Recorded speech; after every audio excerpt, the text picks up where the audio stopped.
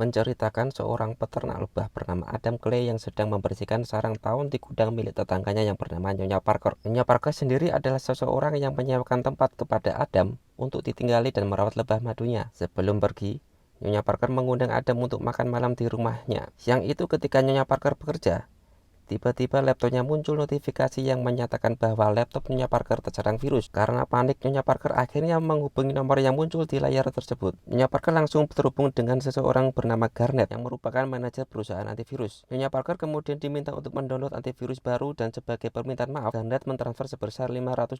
Tetapi menurut Garnet, ada kesalahan transfer sebesar $50.000. Garnet meminta Nyonya Parker untuk mengembalikan uang tersebut. Nyonya Parker sempat ragu, tetapi Garnet mengancam Nyonya Parker akan kehilangan semua datanya. Karena takut kehilangan foto-foto anaknya yang ada di laptop, akhirnya Nyonya Parker mentransfer uang tersebut. Tapi kemudian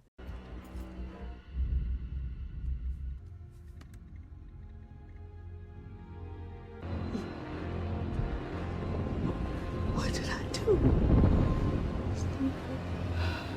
di malam harinya, Adam menuju ke rumah Nyonya Parker dengan membawa satu toples madu hasil panennya hari itu. Setibanya di rumah Nyonya Parker, Adam terkejut karena Nyonya Parker telah meninggal. Dari belakang Adam ditodong senjata oleh seseorang wanita bernama Verona. Ia merupakan anak dari Nyonya Parker sekaligus agen FBI. Verona menuduh Adam sebagai pembunuh ibunya. Akan tetapi, ketika Verona melihat isi laptop ibunya, ia tahu bahwa ibunya menjadi korban penipuan lalu bunuh diri.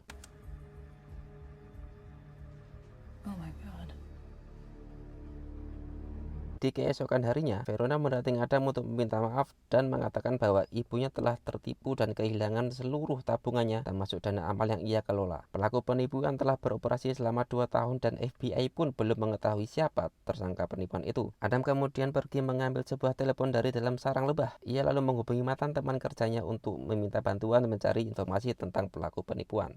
Dari pembicaraan di telepon, diketahui Adam adalah mantan agen dari program rahasia yang bernama The Beekeepers. Beberapa saat kemudian Adam mendapatkan informasi tentang lokasi penipu itu. Adam langsung menuju lokasi sambil membawa 2 jerigen bensin. Ketika ditanya para penjaga mau apa, Adam dengan santainya mengatakan akan membakar gedung ini. Kemudian dalam hitungan detik, Adam pun berhasil melumpuhkan mereka.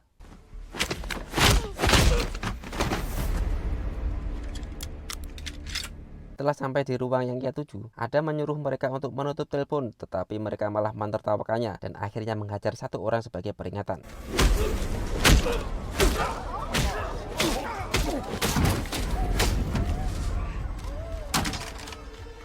Para karyawan berhamburan keluar waktu Adam mulai menuangkan bensin di tempat itu. Karena tiba dan menyuruh para pengawalnya untuk mengajar Adam, tapi yang terjadi malah sebaliknya.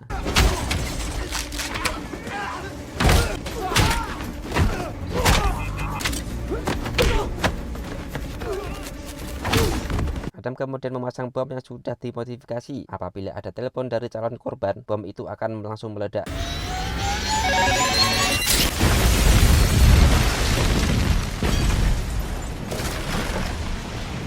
Garnet kemudian menghubungi bosnya yang bernama Derek dan mengatakan bahwa gedungnya telah berubah menjadi asbak raksasa. Derek menyuruh Garnet membawa beberapa orang untuk mencari keberadaan Adam. Setelah beberapa lama akhirnya Garnet menemukan keberadaan Adam. Adam pun seolah tahu dan pulang bersiap-siap dengan menyalakan semua mesin di gudangnya.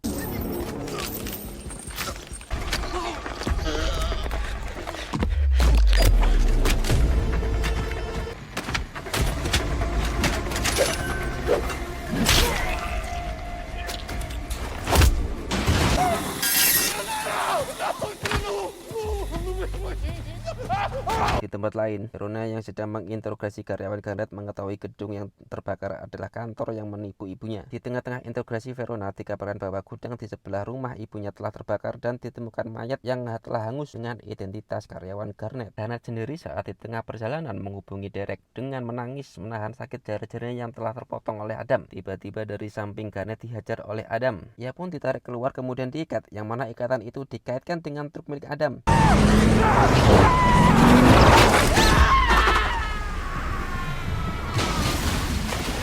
Derek panik panik dan meminta bantuan kepada Wallace yang mana ia adalah mantan direktur CIA yang bekerja untuknya. Melihat jumlah korban dan tidak ada satupun yang menggunakan senjata api, dan ia juga selalu menyebut Beekeepers, Wallace yang memperingatkan Derek seandainya yang ia hadapi benar The Beekeepers, maka nyawanya benar-benar terancam. Mendengar itu, Derek semakin bingung, siapa Adam sebenarnya dan apa itu The Beekeepers. Selain Derek, Verona dan temannya juga mencari tahu siapa sebenarnya Adam. Yang mereka dapat hanyalah akta kelahiran dan KTP saja. Ia mencuriga kalau Adam adalah bagian dari program Maharshia. Wallace sebenarnya tidak ingin melawan Adam, tetapi karena ibunya Derek yang menghubunginya secara personal, Wallace pun tidak bisa menolak. Beberapa saat kemudian, Wallace menghubungi direktur CIA dan menanyakan apakah Adam adalah The Beekeepers. Beberapa jam kemudian, direktur CIA itu menghubungi Wallace dan mengatakan bahwa Adam adalah pensiunan The Beekeepers. Ia mengatakan akan mengirim The Beekeepers lainnya untuk menyelesaikan masalah ini. Malam itu ketika Adam sedang mengisi bensin, tiba-tiba mobilnya ditabrak dari belakang dan pertarungan pun terjadi.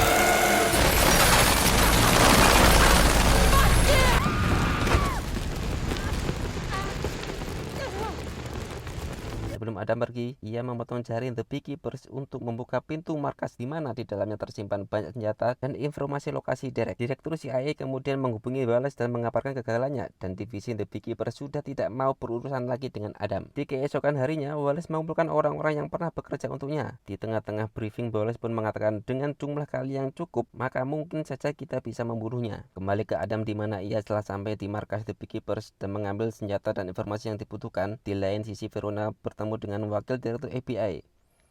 Ia menduga kalau target Adam selanjutnya adalah gedung utama di Boston. Hingga cerita, gedung target Adam telah dijaga oleh pasukan gabungan yaitu tim SWAT dan pasukan Wallace. Mereka membagi tugas di mana tim SWAT berjaga di luar, sedangkan pasukan Wallace berjaga di dalam. Di saat tim SWAT sedang berdiskusi dengan santainya, Adam pun masuk di antara tim SWAT dan melumpuhkan mereka. Kemudian Adam pun masuk ke dalam gedung. Currently I go by Adam Clay.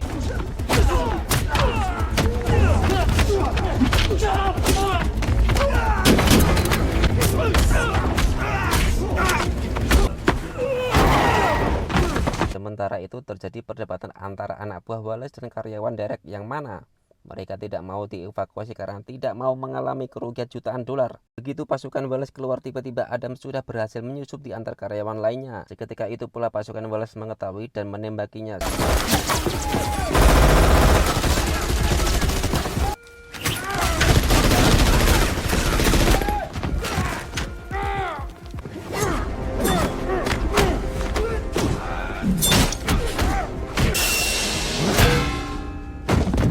Setelah mengalahkan bimbingan pasukan Wallace, Adam memancing sisa pasukan Wallace agar masuk ke dalam lift di mana lift sudah dipasang jebakan.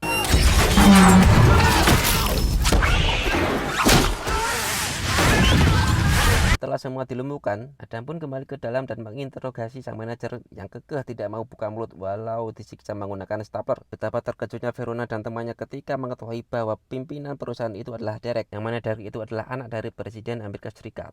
Holy shit. Mengetahui seluruh pasukannya kalah, Wallace pun memberi saran kepada Derek kalau satu-satunya tempat yang paling aman adalah di dekat ibunya.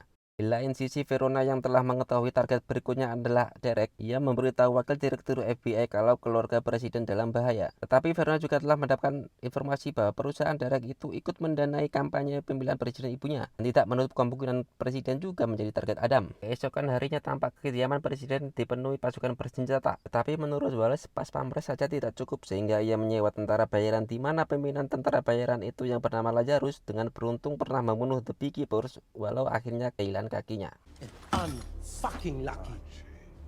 Tanpa mereka sadari, Adam berhasil masuk saluran pembuangan air. Ia pun bersembunyi di bawah kolong truk sambil menunggu penjaga yang memeriksa kolong truk. Setelah berhasil melumpuhkan dan menyamar sebagai penjaga, Adam pun masuk dan dalam perjalanan masuk ia memasang bom di kendaraan yang dilewati. Setelah berhasil masuk ke dalam, ia berganti pakaian kemudian menyusup di antara para tamu undangan. Di dalam rumah saat Derek sedang melancarkan layurannya kepada seorang wanita, ia dipanggil ibunya untuk menemui wakil direktur FBI yang membahas sumber dana ilegal yang selama ini masuk ke perusahaannya untuk mendanai kampanye ibunya. Ternyata selama ini ibu Derek tidak tahu tentang bisnis ilegal anaknya. Dalam perdebatan itu, ibu Derek memilih akan mengatakan yang sebenarnya walaupun akan kehilangan segalanya. Sementara itu, Adam pun sepertinya sengaja menunjukkan diri ke Verona agar semua orang mengejarnya sampai keluar rumah. In the house.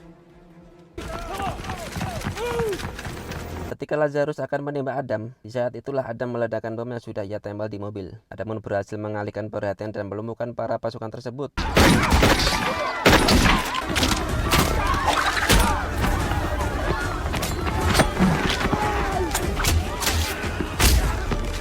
Dalam perjalanannya, tak disangka Lazarus masih hidup dan terjadilah pertarungan di antara keduanya.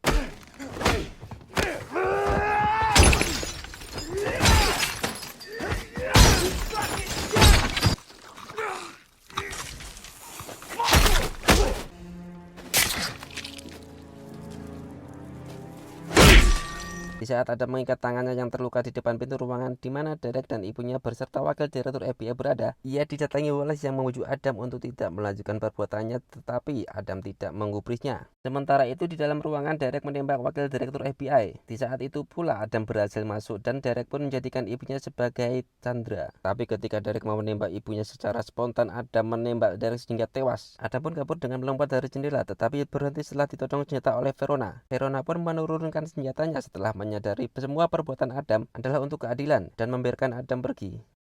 Akhirnya Adam pun berhasil kabur dengan peralatan penyelam yang telah ia siapkan sebelumnya.